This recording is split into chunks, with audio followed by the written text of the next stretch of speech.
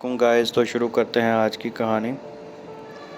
एक मेंढकों का ग्रोह ना जंगल में से गुजर रहा था। उनमें से दो मेंढक अचानक ना किसी गड्ढे में गिर के, तो जो बाकी मेंढक थे ना वो गड्ढे के ना साइडों पे जमा हो गए और उन्होंने देखा कि गड्ढा काफ़ी गहरा था। तो उन्होंने उन्हें बताया कि ये गड्ढा काफ़ी गहरा है और आपके निकलने की ना उम्मीद कोई नहीं नज़र आ रही। मेंढकों ने बाकी सब की बातों को इग्नोर किया और खुद ही बाहर निकलने की ट्राई करते रहे।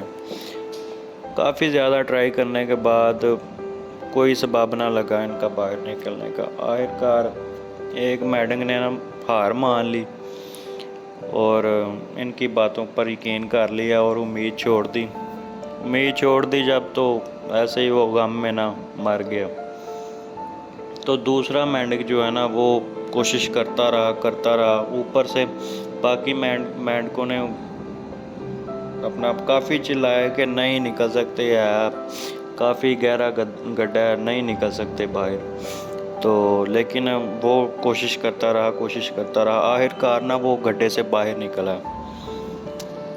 तो जब बाहर निकल आया ना तो अब एक मेंढक ने बीच में से बताया कि ये मेंढक तो बहराई से तो सुनता ही नहीं है कुछ, और वो ये समझता रहा कि ये मुझे हौसला अफजाई कर रहे हैं, मेरी हौसला अफजाई कर रहे हैं, मुझे इनकरेज कर रहे हैं कि यार तुम निकल सकते हो बाहर, तुम कोशिश करो, इसलिए चिल्ला रहे हैं। तो अब उसे सुनता तो कुछ है नहीं था। अगर सुनता तो उस दूसरे मेंढक की तरह तो वो भी दिल हार के बैठ जाता, तो कभी बाहर ना निकल सकता। तो इस कहानी का सबक ये है कि लोगों की बातों का जो असर होता है ना वो दूसरों की ज़िंदगियों पर पड़ सकता है। आपके मुंह से निकले हुए अल्फाज जो है ना वो दूसरों की ज़िंदगियां बदल भी सकते हैं और ख़राब भी कर सकते हैं। अगर आप किसी की हौसला अफजाई नहीं ना कर सकते तो उसको मायूस भी नहीं करना चाहिए।